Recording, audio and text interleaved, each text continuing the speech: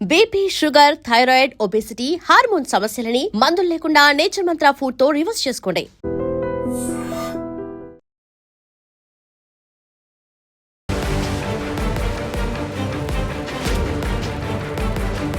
నమస్కారం, welcome to IT media. నేను మీ సంగీత. భార్యాభర్తలు ఈ మధ్యకాలంలో చిన్న చిన్న విషయాలకే భార్య నాకు సరిపోవట్లేదు, భర్త నాకు సరిపోవట్లేదు, నన్ను అర్థం చేసుకోవట్లేదు, నాకు హెల్ప్ చేయట్లేదు అని చెప్పేసి విడాకులను కోరుతూ కోర్టు మెట్లెక్కడం అనేది మనం ఈ మధ్యకాలంలో ఎక్కువగా చూస్తూనే ఉన్నాం. అయితే హైదరాబాద్లోని ఎల్బీ నగర్ ఉంటున్న ఒక వ్యక్తి చాలా విచిత్రంగా తన భార్య నుంచి వెళ్ళి విడాకులు కోరడానికి ఒక చిన్న రీజన్ చూపించడం జరిగింది. అది హైకోర్టులో పిటిషన్ దాఖలు చేయగానే ఇమీడియట్గా డివిజన్ బెంచ్ దాన్ని చూసి అది క్రూరత్వము, హింస కిందకి కన్సిడర్ చేయబడదు అంటూ ఆ కేసును కొట్టివేశారు. అసలు మనం ఒకసారి చూస్తే అతను ఎల్బీ నగర్లో స్టే చేస్తున్న వ్యక్తి లోయర్ కోర్టులో ఫస్ట్ ఒక పిటిషన్ వేశారు. దాంట్లో ఏమని ఉంది అంటే, నా భార్య వంట చేయదు, అదేవిధంగా మా అమ్మగారు వంట చేస్తున్నప్పుడు కూడా ఎలాంటి హెల్ప్ అనేది ఇవ్వదు, కాబట్టి మమ్మల్ని మానసికంగా ఇబ్బంది పెట్టడము, అదేవిధంగా క్రూరత్వం కింద, హింస కింద దీన్ని కన్సిడర్ చేయాలి, నాకు విడాకులు శాంక్షన్ చేయాలి ఆ అమ్మాయి దగ్గర నుంచి అని చెప్పేసి కోరుతూ అతను లోయర్ కోర్టులో పిటిషన్ ఫైల్ చేశారు. అక్కడ ఎవరైతే జడ్జెస్ ఉన్నారో వారు దాన్ని చూసిన తర్వాత ఇది హింస, క్రూరత్వం కింద అసలు ఇలాంటి సందర్భాలలో కూడా దీన్ని కన్సిడర్ చేయడం కుదరదు అని చెప్పేసి అక్కడ పిటిషన్ని కొట్టివేశారు. కొట్టివేసిన వెంటనే అతను ఏం చేశాడంటే వితిన్ కొన్ని డేస్లోనే మళ్ళీ అగైన్ తెలంగాణ హైకోర్టులో మళ్ళీ ఆ పిటిషన్ని దాఖలు చేయడం జరిగింది. అంటే నేను ఇలా వైఫ్ నాకు వంట చేసి పెట్టట్లేదు, ఇంట్లో అసలు పని చేయట్లేదు, అదేవిధంగా మా అమ్మ వంట చేస్తున్నప్పుడైనా సరే హెల్ప్ చేయట్లేదు, ఇంట్లో పనికి కూడా సహకరించట్లేదు అని చెప్పేసి అందులో మళ్ళీ సేమ్ పేర్కొంటూనే ఆ పిటిషన్ని హైకోర్టులో ఫైల్ చేశారు.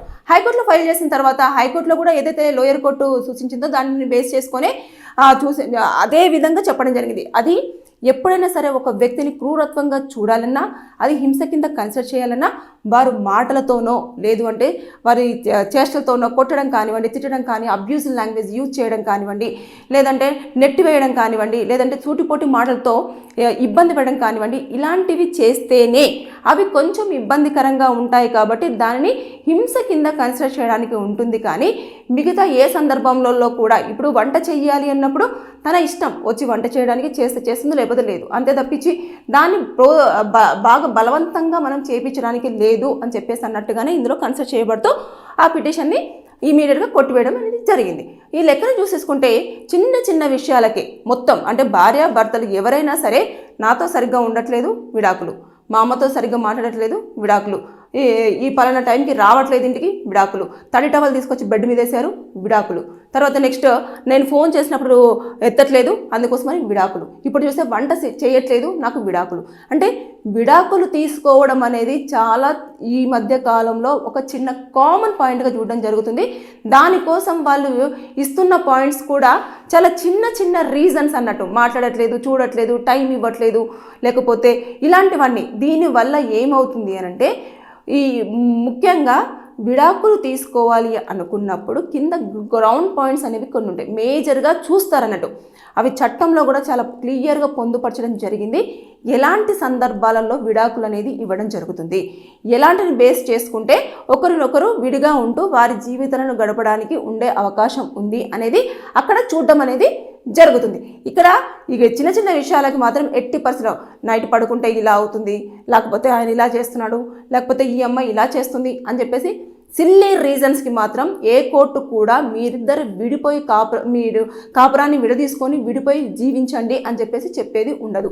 ఇక్కడ చూసుకుంటే ఈ ఎల్బీ నగర్లో నివసిస్తున్న వ్యక్తి కూడా 2 కోర్టులు కూడా ఏదైతే పిటిషన్ని ఈజీగా కొట్టేయడం జరిగింది. ఇప్పుడు అతను ఏం చేశాడు, లోయర్ కోర్టులో పిటిషన్ని వేయగానే కొట్టేసేయడం జరిగింది.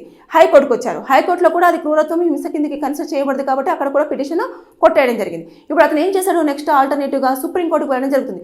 సుప్రీంకోర్టులో ఎలాంటి తీర్పు వస్తుంది అని చెప్పేసి ఇప్పుడు అతను ఈ కేసు వేసిన దాంట్లో మనం వేసి చూడాల్సిందే. రీజన్ ఏంటంటే ఇప్పుడు ఈ 2 కోర్టులు ఒక దాని మీద డిపెండ్ అయి ఉన్నాయి. ఇప్పుడు వంట చేయట్లేదు అనేది కూడా హింస కింద, క్రూరత్వం కింద వచ్చింది అంటే ఇక ప్రతి ఒక్కరు దానికోసం అని చెప్పేసి విడాకుల కోసం కోర్టు మెట్లు ఎక్కుతూనే ఉంటారు, కేసులు ఫైల్ అవుతూనే ఉంటాయి. చిన్న చిన్న రీజన్స్కే భార్యాభర్తలు పెళ్లి చేసుకోవడం, 1-2 రోజుల్లోనే విడిపోవడం, లేదు అనుకుంటే విడిపోవాలని చెప్పేసి మిగతా కుటుంబ సభ్యులందరినీ ఇబ్బంది పెట్టడం, ఇలాంటివన్నీ కూడా చేసుకుంటాయి అన్నట్టు.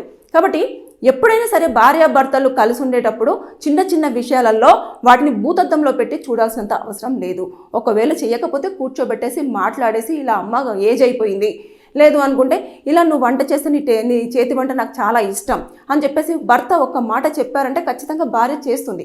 ఒకవేళ చేయకపోతే మన ఇద్దరం కలిసి చేద్దాము, నేను వెజిటేబుల్స్ కట్ చేస్తాను, నువ్వు కుక్ చెయ్యి అని చెప్పినా కూడా కొంతమంది వినే ఛాన్సెస్ ఉంటాయి. సో మనం చెప్పే విధానంలో, మన వాళ్ళని అర్థం చేసుకునే విధానంలో, అదేవిధంగా మనం కన్వే చేసే విధానంలో కూడా డిపెండ్ అయి ఉంటుంది.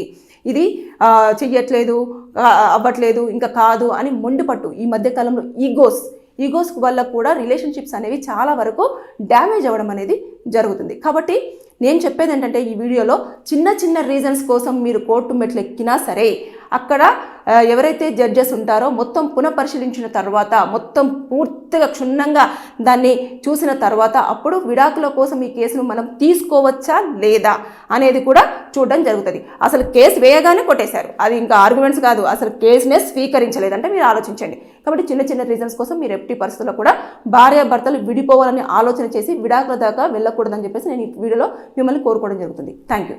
And for more videos, Please subscribe to iDream. Please subscribe to iDream. Please subscribe iDream. And please subscribe to iDream. For more videos, subscribe to iDream.